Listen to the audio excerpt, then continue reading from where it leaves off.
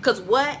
We going where the blessings reside, where the blessings reside, where the blessings reside, where the blessings reside. Now y'all know we do this all the time. You know what we do? We giving out food baskets and hand sanitizer too. You better ask somebody. Cause of what? Cause of what? We do this all the time, and that's on who? Mary had a little lamb. Where the blessings reside, where the blessings reside, where the blessings reside, where the blessings reside. Hey. I love this show. Do you hear me? Okay. My name is Belle. Welcome to the Belle Perspective. And we are going to be reviewing Season 2, Episode 2, 7 Pounds of Pressure of PValley, only on Stars. We have got to get into this episode today. It was absolutely wonderful. Y'all know I don't typically like to recap shows. I'm out of breath. Oh, God. And out of shape. Jesus help me. Ooh, Jesus help us, take the wheel. So y'all know I don't really like to recap shows because I feel like y'all have already watched it. Like, why would I need to redo? But baby, this show is gonna be long. I mean, this review is gonna be long because I have thoughts, and I have to share with you what I thought, and I have to recap it because if I don't, then I'm feeling like y'all gonna miss it. So from start to finish, top to bottom, we getting it done. I can't wait. All right, let's get it going. So the episode opens up with a big long line of girls because you know they're auditioning for new girls at the Pink against Mercedes' wishes. She don't want no new girls, but that's what we gonna do. Let me go ahead and put my glasses on, okay? Anyway, so Big Ed walking up and down the aisle. He walking up and down the line, and he looking at girls' booties and being all nasty and stuff. And so he stops one girl whose name is Roulette. Later we find out in the show, and he is like, you need to go on over to the cleaning, to the line where the sweepers are. She was like, you got life all the way effed up if you think I'm gonna be a sweeper. And then he goes up to another girl who, by the way, is Tyler Lepley, aka Diamond's baby mama in real life. He was like, what's your name, girl? She said, oh, they call me Big Bone. He said, they call me Big L. Let me get your name and your number. I was like, Big L, go sit down.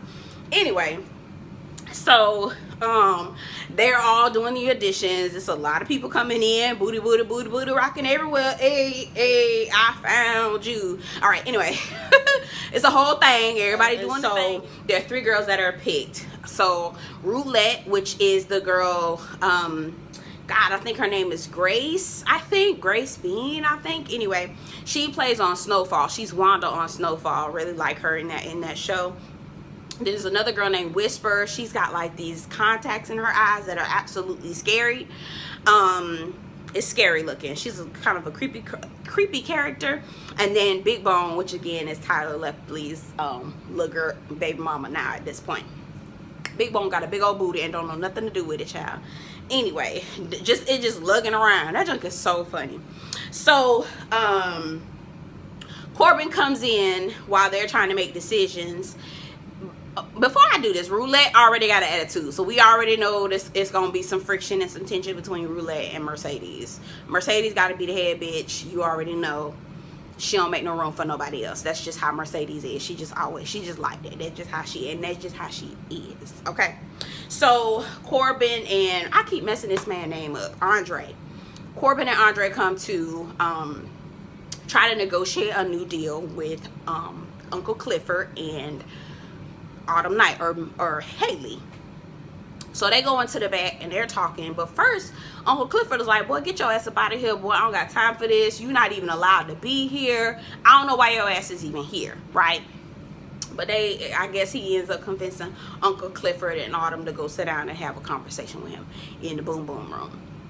So Keyshawn, they switch the scene there at Keyshawn's house. You finally get you get to see Keyshawn and how she really lives with Derek, and they're sitting outside. Actually, Keyshawn is at the refrigerator pouring some lemonade, and she sees Derek's phone go off, and Derek is her raggedy trifling ass baby daddy. Derek's phone goes off, and it says that he didn't get the job. And so she looks at that and she's like, oh man. She doesn't say anything to him about it. She just goes and takes him and the sheriff some lemonade to drink. So Derek is on the porch right now trying to complain about Diamond, and how the whole murder night thing happened. And he basically said that, you know, Diamond started it, and he came after me and tried to attack me for no reason. Mind you, he left out the part that he called Diamond a gutter N-word, okay? He left that part out, but we, you know. Anyway, so Derek again is still trying to convince the sheriff, but the sheriff is like, listen, if I press charges on him, then I'm also gonna have to press charges on you, which I thought that was really fair. He also mentions that Diamond works at the Dollar Tree, which will come up later on in the episode. Jesus. So then Derek, the baby starts crying. Derek gets up angrily, goes to check on the baby inside the house. The sheriff starts talking to Keyshawn about, oh, so now I know you're not working at the Pank anymore. You know, the Pank was a stepping stone for women. Who would have thought that one of the girls becomes the owner of the Pank, you know? And so basically Keyshawn's like, yeah, you know, Autumn done glowed up. And he basically, and the sheriff is, you know, being curious about what's Autumn's real name. And she basically tells him, you know, you don't ask a stripper her real name. She gives it to you, you earn it. And so he was like, yep, okay, I get you that. So then back to the Pank again with Corbin in the boom boom room with, what is his name? Andre, and also Haley. So he was like, we offering y'all $500,000, right? And Haley is like, no, you know, and the reason why it's a big no, it's a no for us, dog, because the Pank is based on, now you can give us what you're offering, but what we're going to go off of is worth, right? And what the Pank is worth is much more than what you're offering. It's based on need and desire, right? That's what drives worth, need and desire. And y'all are looking to try to scoop up this land so that you can have it prepared for when Promised Land Equity comes in, because they're going to want a waterfront property. And we're not about to sell. It's off the auction block, right? So they're having a conversation. Corbin being real disrespectful up in that room, calling the girl a B and everything, saying that she was, oh, you know, 5 months ago, I saw you on the floor twerking, trying to make $75 75 cents out of $1. I was like, nigga, I know you ain't. Who? Anyway, I'm like, you was up in here giving her that dollar to make 75 cents out of. So go on with yourself. Anyway, so the flyers come in and they're looking for the grand opening. You got to say it like that. The grand opening, okay, is going to happen in 2 weeks. But unfortunately, the flyers say that Friday, the next day, which is Clifford's birthday. And everybody's like, his 40th birthday. He was like, what? Why did you make it why would you make the grand opening be on my birthday? She's like, I didn't know it was your birthday. I mean, are you upset about that? And he was like, no, the Pank ain't ready. We won't have no DJ. It's just not ready. And she was like, well, we in a hole and we need her to start making money, or we're going to be looking at Corbin's offer and having to accept it. And so he was just like, I'm so sick of you. And she was like, well, if you got so much to say, you know, why don't you be DJ? Since you have more things to say than being more things to say in the mic than running this club. And he was like, oh, I know you ain't. Ooh, girl. Who? He said something about a cat can't fight with no kitten. I was like, I know that's right, child. You just go on. Just go on. And then the next thing you know, it shows raggedy ass Patrice Woodbine on the screen talking about where the blessings reside, where the blessings reside, where the blessings reside, where the and I was thinking to myself, they better be cutting this man a check, because they showed and stole his stuff, right? And we'll later on see a little bit later on about that too. Anyway, so Uncle Clifford comes home and he is just so frustrated and angry at Autumn, just ready to just be done with this girl. And his grandma Ernestine told him, so why don't you just kill that bitch? I'm sick of her too. Anyway, it's so funny. So then he finally comes to this realization. He stands up in the middle of the living room and is like, I'm about to be 40. I live with my grandmama and I ain't had no D in 5 months. So I was like, ooh, damn, you are in a bad space.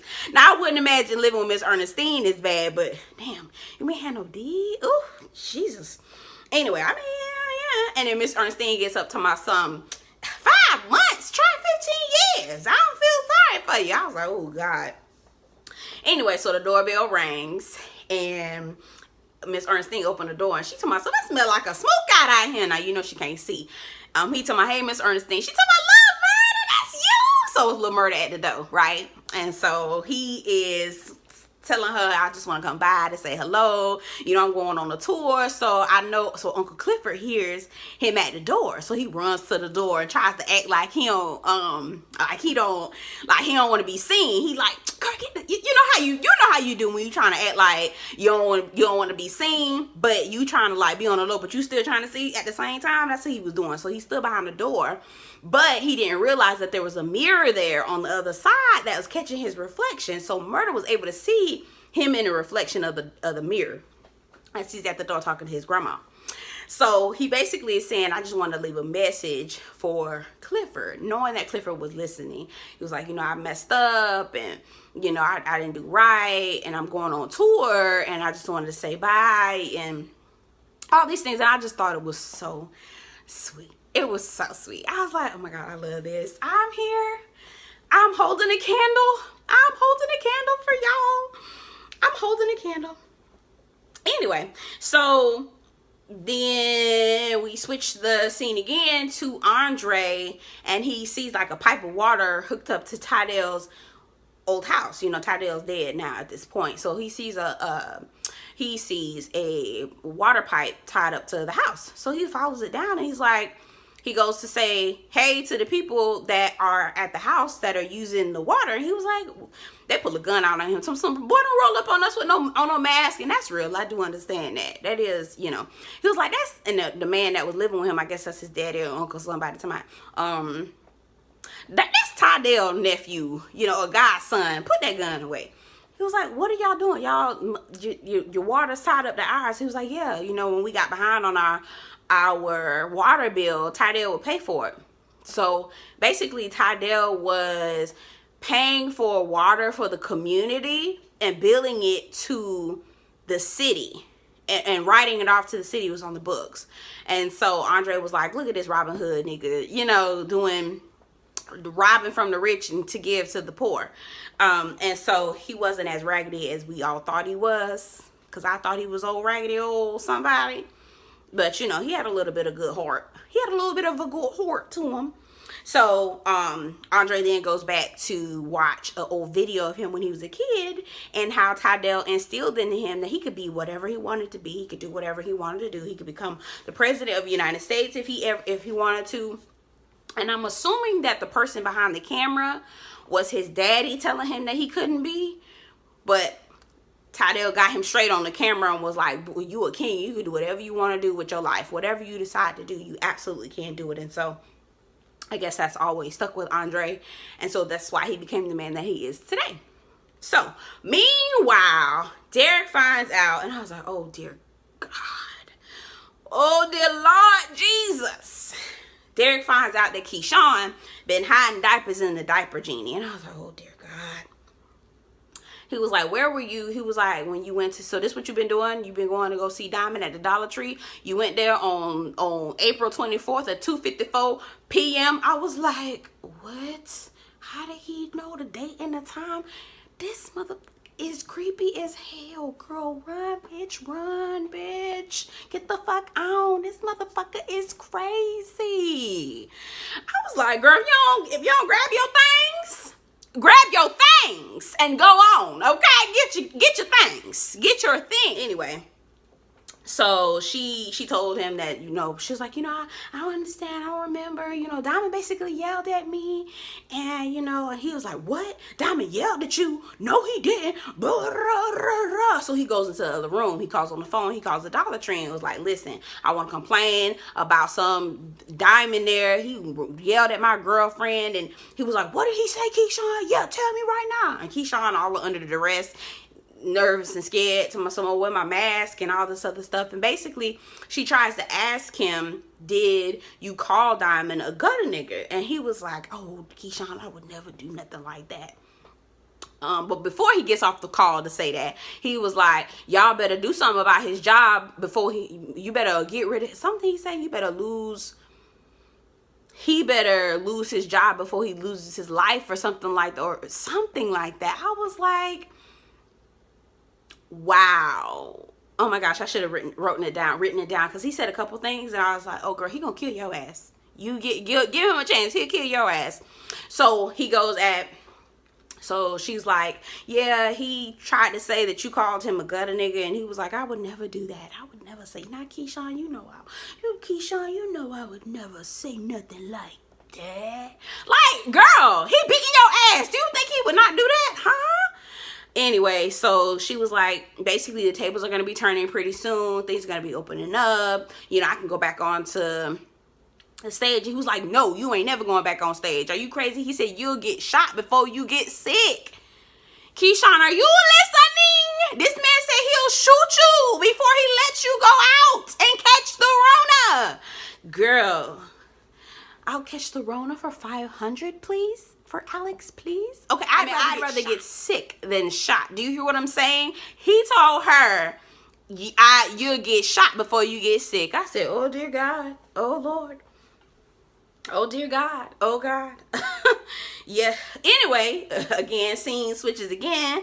Lil Murder calls DJ Never Scared. DJ Never Scared is in the booth or at the studio, and he was like, hey man, we about to go on tour, you coming too? Never Scared was like, nah, I'm a producer had called me and wants me to work with a rapper, and I'm down with her.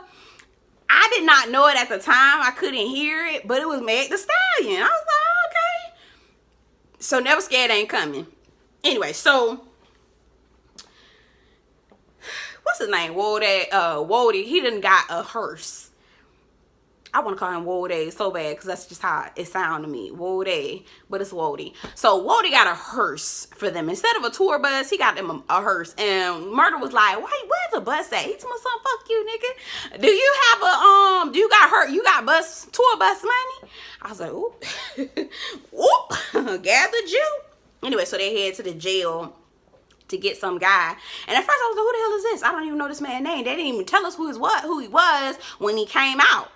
But apparently his name is Big Teak or something like that. I'm assuming he's a childhood friend, because they was like, oh, Twinkie colored head ass nigga with some old Gucci, old 99 Gucci on or some shit like that. That joke was funny. I was like, oh my God, all y'all's country and so good. I laughed for about a good 30 seconds watching them. It was just so funny.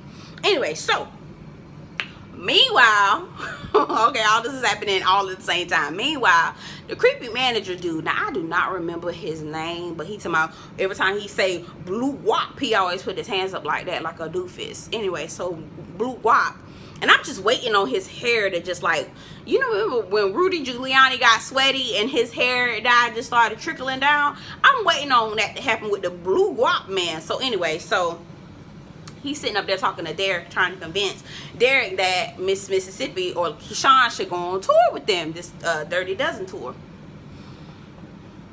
And Miss Mississippi is basically telling him, I don't think so. If my cut is coming off the door and I'm having to pay for all the operation of the tour, the accommodations, costumes, and all that other stuff, I don't think it's worth it. I might as well just stay home. So he looking at her like, bitch, what? You tell me to come down here? What is you talking about, huh? So we go in a car. I guess he's sniffing blow or whatever. And the guys are talking. He was like, man, she told me to come down here and convince him. And this is what she doing. So all of a sudden, the guy, Big Teak, starts to act like he's choking out and dead. And they's like, oh, you ain't never heard of Kill?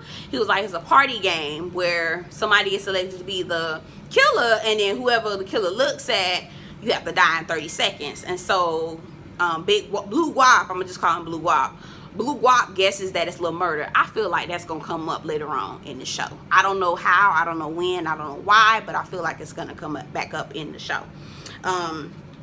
Anyway, I'm not sure.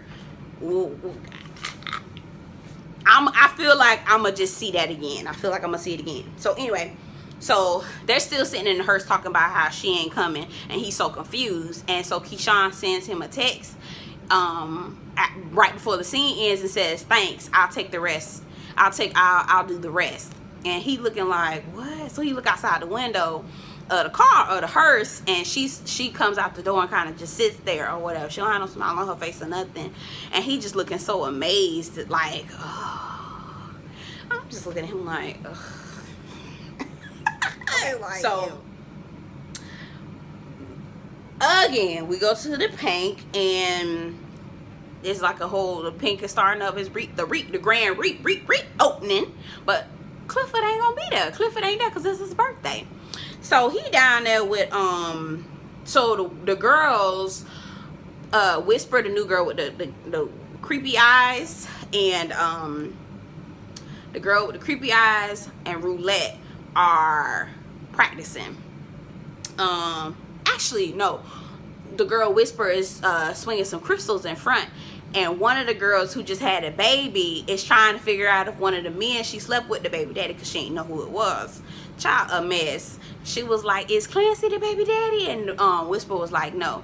And Autumn Night comes in, and she's all loud. Mercedes comes in, and she's all loud, and they like, shh, Whisper trying to listen to the universe. So anyway, Whisper tells her that Clancy ain't her baby daddy, because that's what the universe done told her. And so she was like, good, so I don't got to get no paternity test from him. I'm like, girl, you need to get your paternity. Girl, what the hell kind of ghetto? There be some ghetto shit. There be some ghetto shit on this show, and I absolutely love it. I'm so here for it. I feel like it reminds me of just places that I've been and people I know. Dear God, it really does. So anyway, Clifford sees Lil Murder. Clifford's at home being all, you know, feeling sorry for himself, for herself, and carrying on or whatever. And so he gets on IG. Some folks send him a shout out for her birthday. She sees Lil Murder on IG, and she's like, oh, I know that's right, you know, basically saying, damn, what could have been, you know. So Miss Ernestine yelling, talking about, Clifford, come take out this trash. Come take out this trash. It stank. And he was like, I took the trash out. It ain't stinking here. I don't even know what you're smelling. But it's some figure outside with a Scream mask on. So I was like, oh my God, what is happening outside? What is going on? Is it Corbin? Is it the brothers? Are they gonna come steal Uncle Clifford and try to hold him ransom so they can get the paint? What is happening? I got so scared. So Clifford goes outside. Miss Ernestine sitting down watching TV. She laughing. She can't hear nothing. 3 dudes with Scream masks come up, grab Uncle Clifford. Now I ain't gonna lie to you. Clifford hadn't got 2 of them, was trying to take off, and he almost made it up fast. But they grabbed him, took him in the trunk and threw him in, and they purposely showed a hand, a light-skinned hand, and I was like, oh my God, it's either Corbin or one of the white boys. It's gotta be. So anyway, they driving him down, and they pull Clifford out of the car, and he's like, oh, he's asking for forgiveness for all his sins and all the things that he's ever done and all these different things. And he says, gotta ask for forgiveness for chopping a man's body up and throwing it in the river. I said, that's what they did. Ooh. Right. And it's actually his friends, and it's his birthday party. They take him, they snatched him up, and they surprised him. And Miss Ernestine was in on it. She got him a little outfit and everything for us for the 40th birthday. I ain't gonna lie to you, that 40th birthday party looked so lit. They was roller skating. I can't roller skate to work. Save my life. I can't roller skate to save my damn life. But I sure wish I could. I tried that night. It looked fun. It looked so fun. Anyway, Uncle Clifford sitting there, and he's looking, and he see this dude that kind of looked like Murder, but he just can't see nothing else but murder. Anyway, I ain't gonna lie to you, Lil Murder cute. He's a cutie. Now he don't stand up to Diamond. He don't, but he could be there. He could, you know. Anyway. So the lady at the Pink, the girls are rehearsing. Roulette, Whisper, and Mercedes. They rehearsing, and all of a sudden behind him in the Paradise Room, one of the bars starts swinging back and forth randomly. So Whisper goes up over there, and she said, "You want to ask it something?"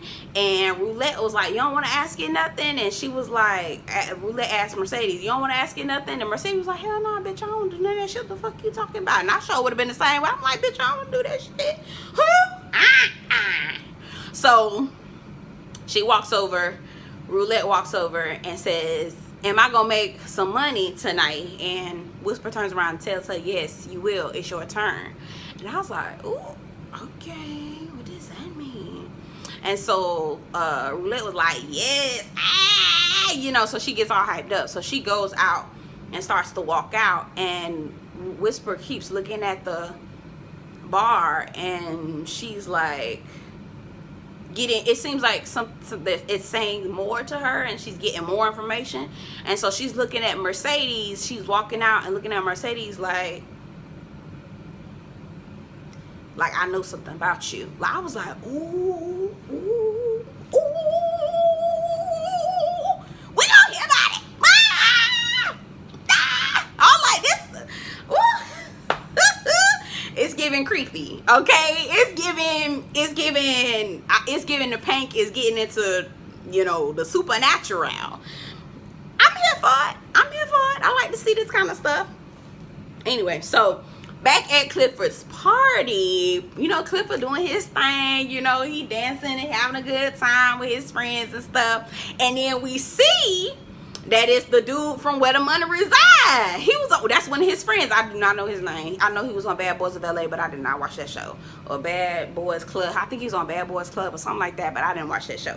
So they all talking, and one of his friends, Nineveh, was like, you know, one thing that the pandemic taught me, you know, one thing that pandemic taught me is Uncle Clifford's rule number 92.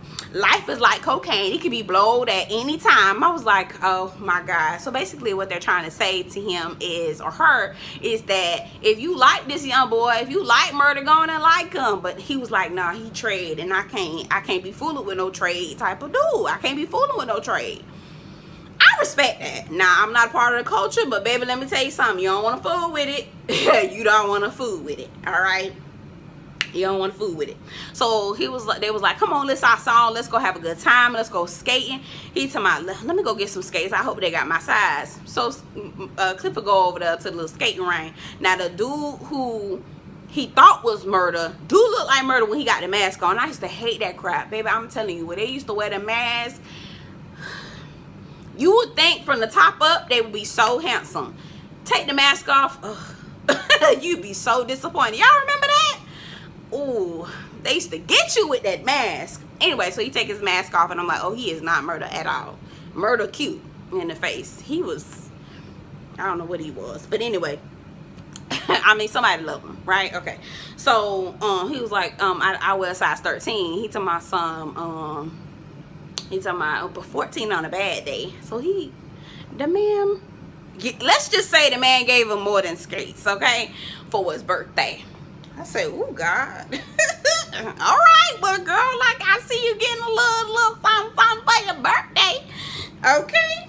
So anyway, so the girls are going out. Roulette, Mercedes, and Whisper go out, also known as Earth, Wind, and Fire. And they go out and they're performing. They're doing their little thing or whatever. Y'all know Mercedes like to be the center of attention. She gets on my nerves with this. I be like, girl, just because other people's lights being shined on you does not mean that your light can't shine bright too. It doesn't dim your light. But anyway, she ain't figured that out. She ain't got that yet. I hope she get there at one point. So and they doing their thing. Like, they are just doing stunts, and everybody looking, and they doing their thing. And Mercedes out here just looking stressed out. She just looks stressed out, and probably because of everything that happened 5 months ago, right? So they flipping and doing cartwheels on a pole. Like, they just doing their thing. So Mercedes decides she's gonna try to steal the attention of all the people in the crowd. She gets up and she trying to do her thing. Her arm give out, baby. She fall. I was like, oh my God, I ain't never seen Mercedes fall on no pole before. Now, you know this got to be some old crazy stuff happening when she falling on a pole. I said, oh God. And not in a good way. So anyway, next thing you know, she's at Diamond's place. They take her to Diamond. She said you got the hospitals all full up. You know, I knew where to take you. Here's Diamond, right? So so Diamond all of a sudden do his hand like this. He was like, what happened to your hand? He was like, it ain't dislocated. He told me it ain't broke. He said, now when this happened? She said, it feel like it's been heavy. It's just been heavy for the longest time. It's just like it's got a weight on it, and I can't do nothing to it. He told me it been like that since that night. And she was like, she looked at Uncle Clifford, and then she looked back. She was like, yeah. He to my son, lay on your stomach. I said, oh, what finna happen? Oh. So she lay on her stomach. I'm so dramatic. Anyway, and he go put his hand up like this. He did one of them silly, until you do right by me. He did one of them hands. I was like, oh, it's gonna be serious up in here. He started like moving his hands up like along her body, but not touching her. Like he just did like the like that. I was like, okay, what's happening here? What is happening? So then he goes into her hand and snaps his finger, and her body just starts contorting. I was like, ooh. And then he stops, right? And then he goes over and like isolates the energy. It looks like he's just like trying to pull the energy out, is what it looks like. Like he's trying to pull the energy out of her. So then he goes to grab something from his altar, I would assume, and he gets like a rock or something to extract the energy out of her. So then he snaps his finger, her whole body, like half her body lifts up. And he pulls out the energy, gets it in his hand, puts it on. Now, you don't see nothing in his hand. You don't even see nothing, right? He takes whatever he sees, whatever he's looking at, puts it on the weight, and it just drops down. He was like, I extracted 7 pounds of pressure out your arm. And she was like, that sound real exact. And he said, yeah, I know for sure, because it takes, what he said, I extracted 7 pounds of pressure from your arm. He said it takes the same amount of pressure to pull the trigger of a gun. He said, I would know. I said, so she didn't sprang herself, nothing like that. She's been carrying around the pressure of killing that man in her arm. I was like, oh my God, that's craziness. I mean, just wow. Anyway, so Haley goes to try to comfort her, and she was like, get off me. This is your fault. She was like, I'm gonna get caught. And she was like, no, you're not. You know, she turns around and Autumn sees Montavious, the man they killed, his ring on the altar. And he was like, why you got that? That could be evidence. And he was like, no, what did he say? He said he wasn't finna have his hag riding him, and the root work he's doing is gonna keep him laid up. He said it was me and Big L that got rid of his body. He said this is gonna protect me and you. He said the root work he did was gonna protect him and you. I was like, what did he do? So he did like some sort of Reiki or Reiki, I think is how you pronounce it, or some root work or something that he did. I'm not sure. And I always wonder, and I think, you know, I always wonder, like I always heard about it because I'm from the South. Most people, from what I was reading, that root work is known to the Southeast in the U.S. for Black Americans. And I always heard about people putting a root on somebody, or, you know, doing that kind of thing. I've never experienced or done it I've never experienced or done it or anything like that. But I was always curious, and I always wondered, like, what would Black Americans have been capable of if we were able to practice our own religions and practice what we knew, practice the things that came natural to us. I always wonder that kind of thing. I'm like, damn, because now it's like this spooky, creepy thing, when it could have been something that we could have been using for ourselves to heal ourselves and to do what we needed to do. It's just, I always think about that. Anyway, so back to, so they asked Diamond to come back to the Pink again. And Diamond was like, he was like, listen, I just lost my job, so I might as well, you know, he was like, it brings back so many memories. But he was like, you know, he probably gonna come. I'm sure he's gonna come back to the Pink. So Keyshawn lays the final nail in the coffin so she can actually go on tour. And I see what she did. Like, she couldn't automatically jump on it and say she wanted to go, because Derek wouldn't like that. So she had to make it seem like it was something she had to do out of obligation. So Derek finally tells her he didn't get the job, but she already knew that. So she was like, this is my opportunity to be like, listen, since you don't have your job, here's the things that we need to do. We need to get a toddler bed for the baby. We need to fix the AC since we gonna be in the house all the time, you know, and so he had to finally open up and be like, I ain't gonna be able to afford all that because I ain't get no job. So she was like, well, here, let me go on tour. But that was her plan the whole time. So I see what she did, but it would be so much better if she just packed her stuff and get the hell on. It would be so much better. Ugh.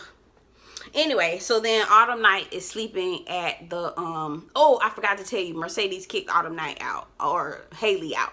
She was like, this your fault. I've been carrying around this pressure in my arm this whole time. This your fault. Get your shit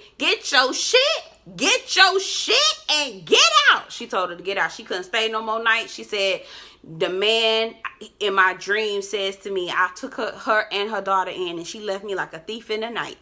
And Autumn was like, but I came back for you. She said, yeah, but it took you a while.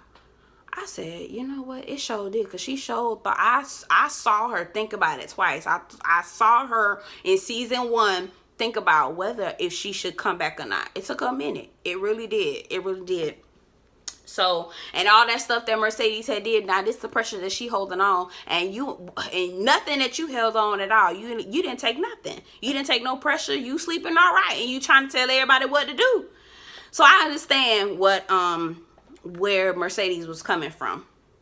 So Haley's sleeping at the Pank, and so she's in the office of Uncle Clifford or whatever, Uncle Clifford's office, and it seems like somebody's watching her, but you don't see anything or anybody.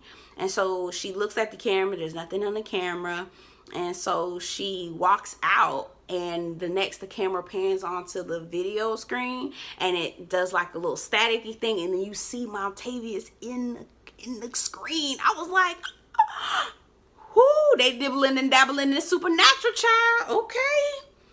Okay, he's in the paradise room. That's where he got killed. That's where he was at. That's where he at. And maybe that might be where he trapped at, where his body trapped at, where his soul trapped at. That's probably might well be where Diamond trapped his soul to keep him from, you know, being able to go out and do anything else, child. Anyway, so then the last scene, we see Keyshawn dressed so cute. Oh my God, I love that hat that she had on. It was so cute.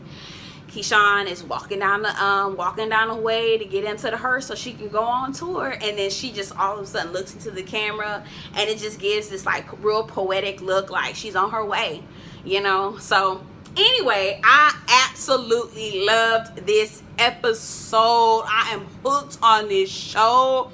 I love it so much. I'm sorry I had to do a recap. I'm gonna have to recap this show. This show right here, I got to recap it. I absolutely, hands down, love this show. Could not wait for it to come back. And it's here, and I'm here, and I'm addicted, and I love this show. Okay, so anyway, I hope you guys watch the show, watch the episode. Get down in the comments. Let me know what you think. What root work did he have to do? Did Diamond have to do? What do you think Whisper is gonna see later on? What do you think Whisper saw?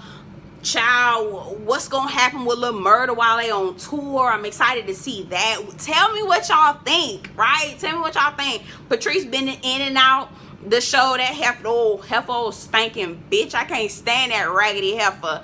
What y'all think finna happen with her? Like, what's gonna happen with the Pank?